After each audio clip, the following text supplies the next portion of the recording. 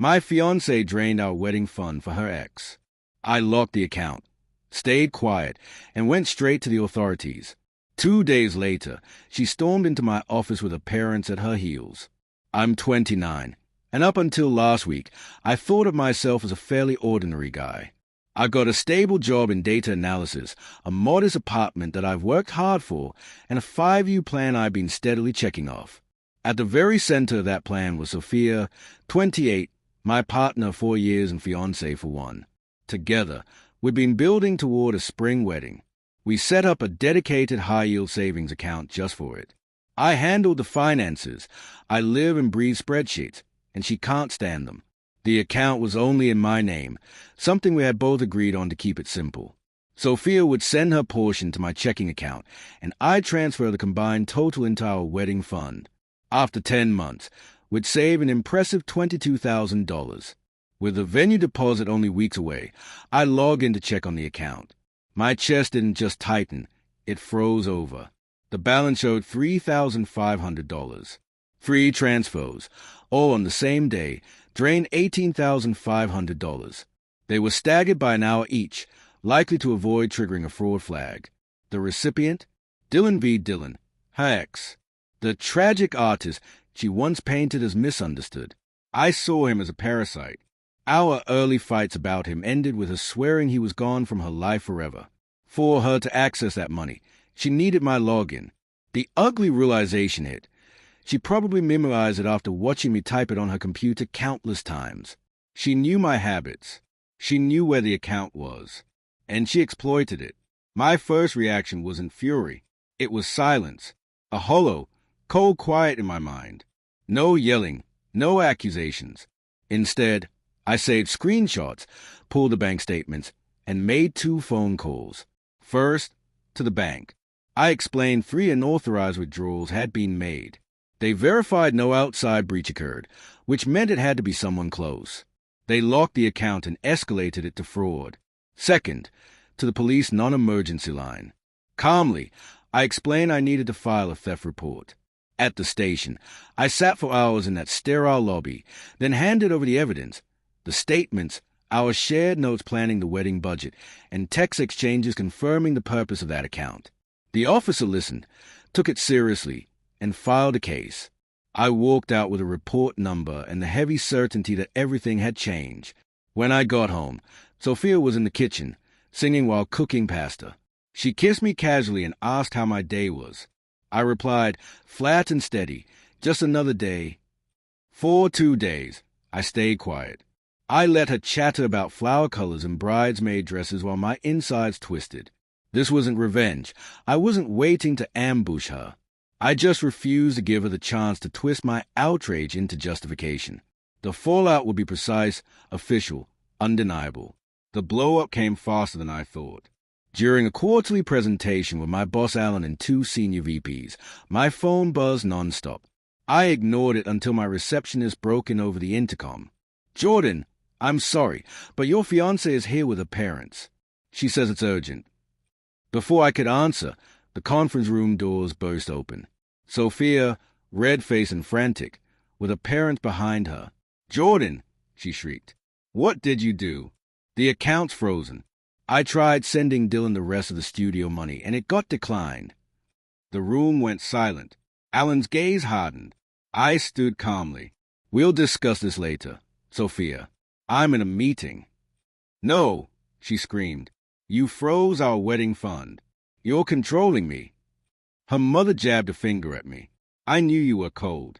She was just helping a friend in need. You'd ruin your wedding over money." $18,500, I corrected flatly. Then to my boss, "Alan, I apologize. It seems my ex-fiancée mistook this office for her stage." The word ex-fiancée cut through the air. Sophia froze. "What did you just say?" "You stole $18,500 and gave it to your ex. That's not kindness. That's felony theft. I didn't freeze the account. I reported the theft, and the bank did. I also filed a police report 2 days ago." Her father finally spoke, uneasy. "A police report? Isn't that extreme? This is family." When it's a felony in my life savings, it's no longer family. It's legal. I replied, now leave, or security will escort you. Security did just that. Sophia's last scream echoed down the hall. You'll regret this, Jordan.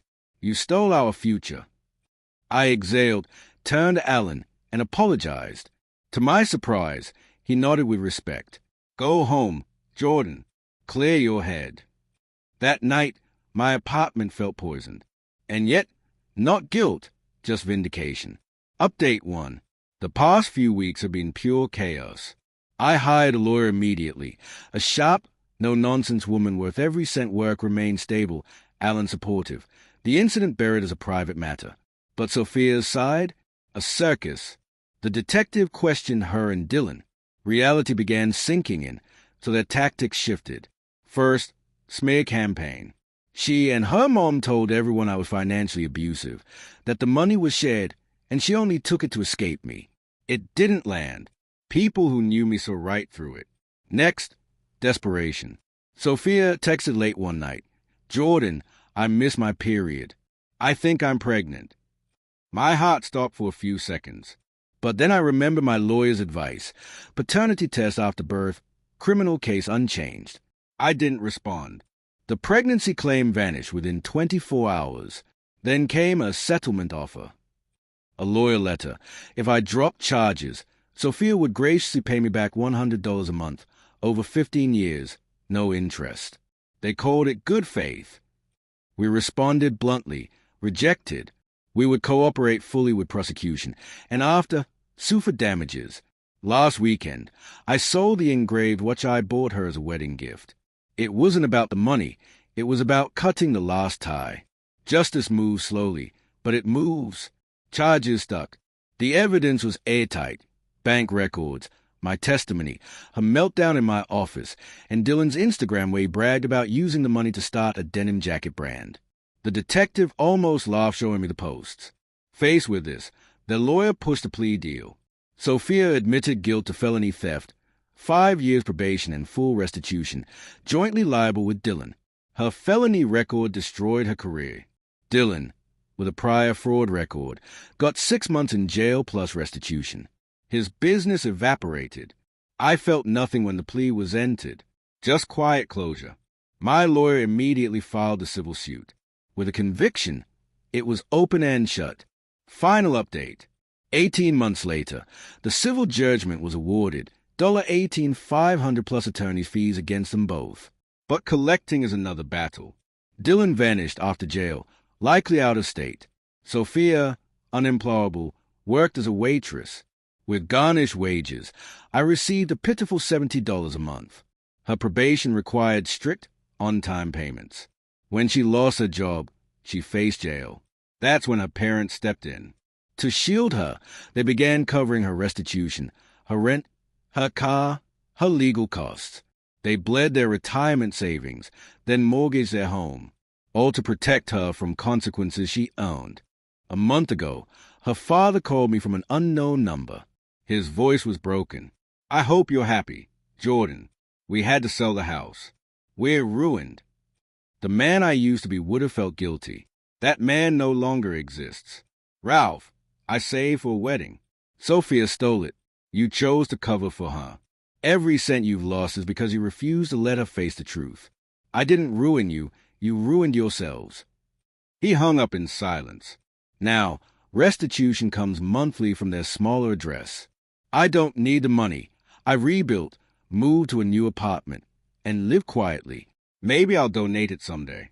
I'm not dating yet, but I'm not broken.